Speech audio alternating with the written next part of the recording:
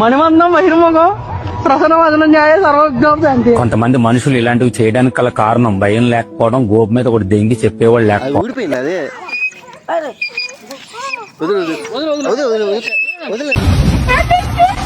ఏం మాట్లాడుతున్నావురా? నరాలు కట్ అయిపోయింది.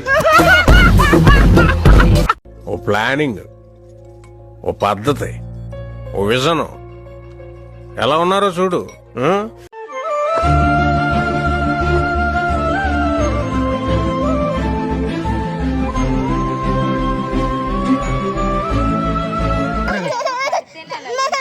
అమ్మా ఏందమ్మా చూడు.